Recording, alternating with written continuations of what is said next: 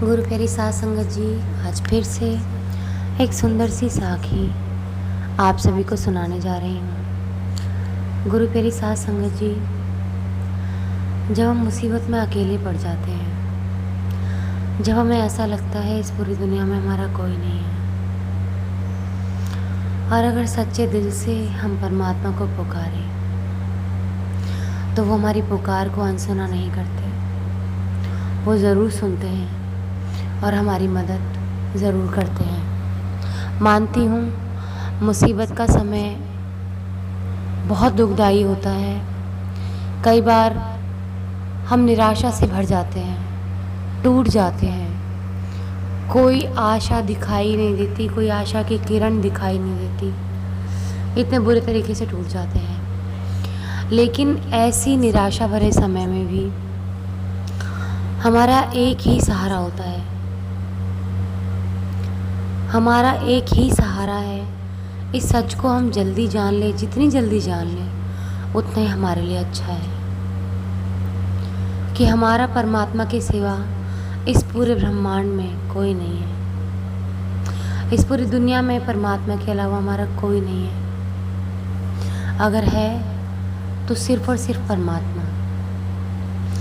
अगर हम परमात्मा को सच्चे दिल से चाहें तो परमात्मा मदद करने के लिए किसी भी रूप में आ जाते हैं। तो आइए गुरु प्यारी साध संगत जी, सुनते हैं आज की एक ऐसी ही साखी कबीर दास जी की और एक वैश्या की कहानी है। ये एक बार की बात है, कबीर दास जी अपनी कुटिया के पास एक वैश्या के अड्डे से बड़े परेशान थे। कबीर जी की कुटिया के पास एक वैश्या ने अपना अड्डा बना लिया था, कोठा बना लिया था। कबीर दास जी तो रोज़ाना भजन कीर्तन करते और भगवान का नाम लेते। वहीं दूसरी ओर सामने वैश्या के कोठे में नाच गाना होता था। बिल्कुल वैसा ही समझिए कि आपका एग्ज़ाम हो और कोई ज़ोर ज़ोर से डीजे चला दे, तो आपको लगेगा ना कि मैं पढ़ाई ठीक से नहीं कर पा रहा हूँ, मैं परीक्षा में फ़ेल हो जाऊँगा, क्योंकि वो शोर आपको ध्यान लगाने ही नहीं दे रहा है पढ़ाई में। ठीक ऐसा ही कबीरदास जी के साथ हो रहा था। कबीरदास जी को ये बिल्कुल भी अच्छा नहीं लगता था। वहाँ बड़े अजीब अजीब से लोग आया करते जो गंदी गंदी बातें और गंदी गंदी हरकतें करते थे। नाच गाने की आवाज़ों से कबीरदास जी भगवान के ध्यान लगाने में बाधा महसूस करने लगे। एक दिन कबीरदास जी वैश्या की कुटिया के सामने गए, यानी कि उसके कोठे के सामने गए और उसे बाहर बुला लिया। कबीरदास जी बोले, आप यहाँ जो कर रही हैं वो बिल्कुल भी अच्छा नहीं है और इससे मेरा प्रभु में ध्यान भटक रहा है बार बार। आप यहाँ से चली क्यों नहीं जाती? कबीरदास जी ने ये बात वैश्या को बोली और वैश्या इस पर भड़क कर बोली कि ए फ़कीर, तू मुझे यहाँ से भगाना चाहता है? अरे समस्या तुझे है तो तुझे यहाँ से चला जा।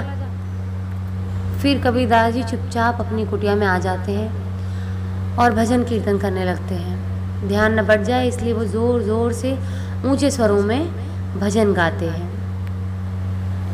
जैसे कि हमें भी मजबूरी में ऐसा ही करना पड़ता है कि किसी के यहाँ टीवी या डीजे चल रहा हो हमारे एग्ज़ाम्स के समय पे, या तो हम उसको रिक्वेस्ट कर सकते हैं कि भैया इसको बंद कर लो, या फिर एक ही तरीका होता है कि हम 10 बजे तक का इंतज़ार करें, जब वो चुप हो जाएं उसके बाद हम पढ़ाई करें, या फिर एक काम होता है कि हम ज़ोर ज़ोर से बोल बोल कर पढ़ाई शुरू कर देते हैं। यही कबीर जी कर रहे थे। इससे उस वैश्या के यहाँ आने वाले लोग कबीरदास जी के भजनों से बहुत प्रभावित होने लगे। वो भी कबीर जी के भजन सुनने के लिए उनके पास बैठ जाते। वैश्या सोचती है क्या हो रहा है, सभी लोग वहाँ जा रहे हैं, ऐसे तो मेरा धंधा चौपट हो जाएगा। वैश्या अपने लोगों के साथ मिलकर कबीरदास जी की कुटिया में आग लगा देती है। बुराई से अच्छाई कहाँ देखी जाती है। वो सोचती है कि अच्छाई को जड़ से मिटा दिया जाए। वही उस वैश्या ने किया। जलती हुई कुटिया को देखकर कबीरदास जी बड़े दुखी होकर भगवान से बोले, हे परमात्मा, तो आप भी यही चाहते हैं कि मैं यहाँ से चला जाऊँ? ठीक है, मैं आपकी आज्ञा स्वीकार करता हूँ। वो बड़े भारी मन से बस वहाँ से एक कदम उठाते हैं। इसी दौरान एक चमत्कार होता है। एक ज़ोरदार हवा का झोंका आता है जो उस आग को बुझा देता है। वहीं एक चिंगारी उस पर वैश्य की कुटिया में लग जाती है। गुरु प्यारी साध संगत जी, उस हवा के झोंके के साथ में बारिश भी शुरू हो जाती है। तो थोड़ी सी बारिश जब उनकी कुटिया पे पड़ती है,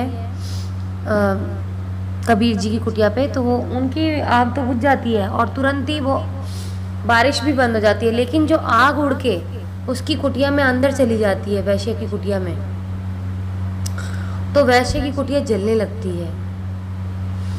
इसे देख के वो वैश्य मदद के लिए पुकारती है, लेकिन तब तक उसकी कुटिया पूरी जल जाती है। अब कबीर जी की जो कुटिया बनी होती है वो झाड़ फूस से बनी हुई होती है कि उन्होंने बनाई थी गोबर से, कच्ची कुटिया होती है, तो वो जल्दी जल रही होती, पानी से रुक जाती है। लेकिन उसने पक्की कुटिया बनाई हुई होती है, कोठे वाली ने, तो उसके घर के अंदर जाके पर्दों में आग लग जाती है और अंदर तो बारिश जा नहीं सकती। अब वो पर्दों में आग ऐसी लगती है कि वो आग पूरे घर के अंदर फैल जाती है।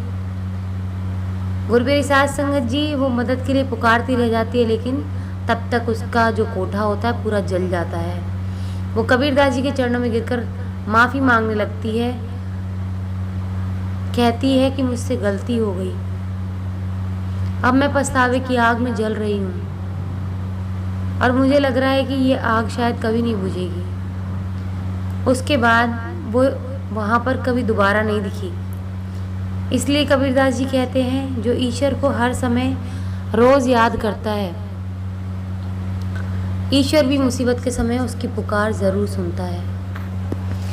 तो इसीलिए हमें अपने परमात्मा को भूलना नहीं है।